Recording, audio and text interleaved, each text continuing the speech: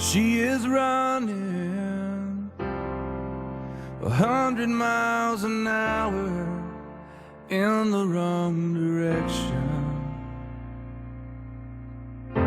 She is trying, but the canyon's ever widening in the depths of her cold heart. Within 48 hours, a pimp will find them and they will be on the streets selling their bodies. Not willingly, but because they've been forced into it. When I was 21 years old, I met a man who said he loved me. He put me out on the streets and he pretty much sold me. He beat me up if I didn't bring home money. I would say I've been prostituting for over 8 years. Like I never even imagined I would end up there. It was hard for me to stop. I felt lonely, I felt empty. I really felt ashamed of what I was doing. I see the pain on the eyes of the girls that are trapped. Many people believe that it only is something that happens in Bangkok or the Philippines or in Greece. And they don't understand that our children, our very own children in our community and in our neighborhoods are going missing. I've been in this community about 20 years.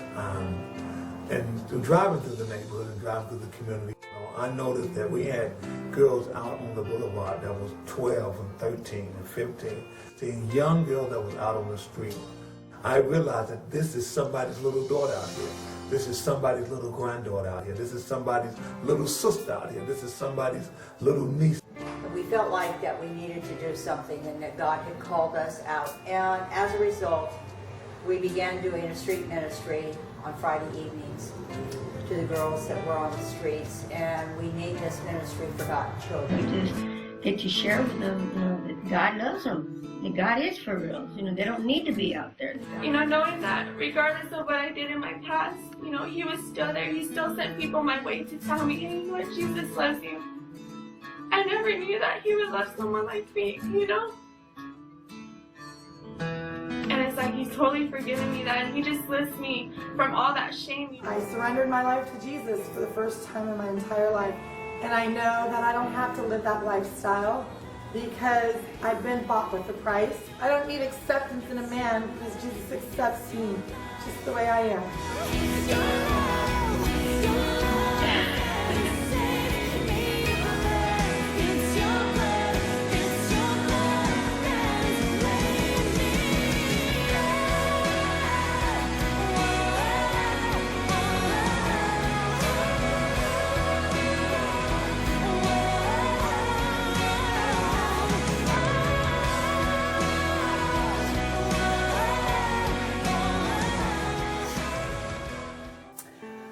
We have seen some wonderful results. First of all, when we go out on the streets at night and we minister to the ladies, a good portion of them are very, very receptive. When we started Forgotten Children, we started by doing a street ministry. And we started by setting up a table in front of this one building that was available.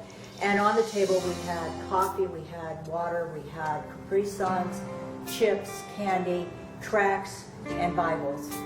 As the ministry progressed, we began to walk up and down the streets, to just walk with the girls and to just experience what it is, what the girls felt as they were walking on these streets.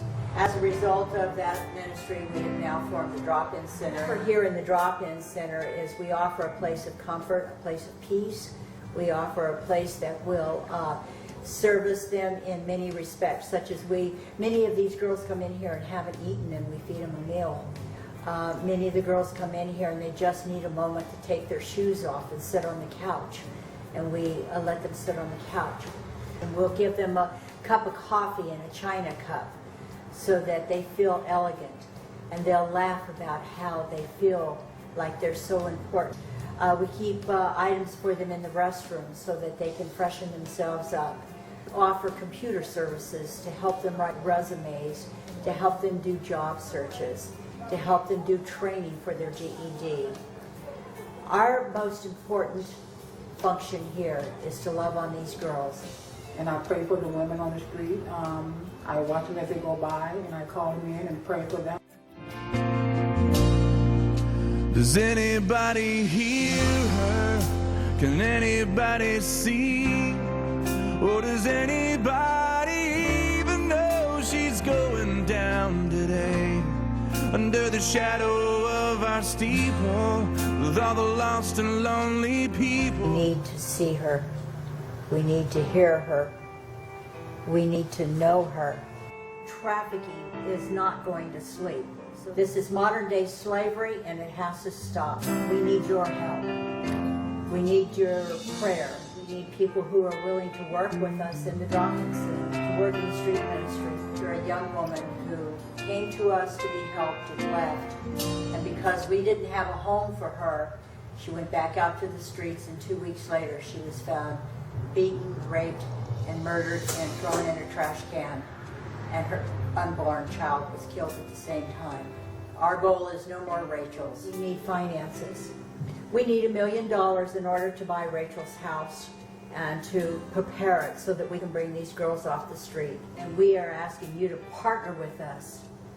Can you please pray about it? Can you please consider? Does anybody hear her? Can anybody see? Or does anybody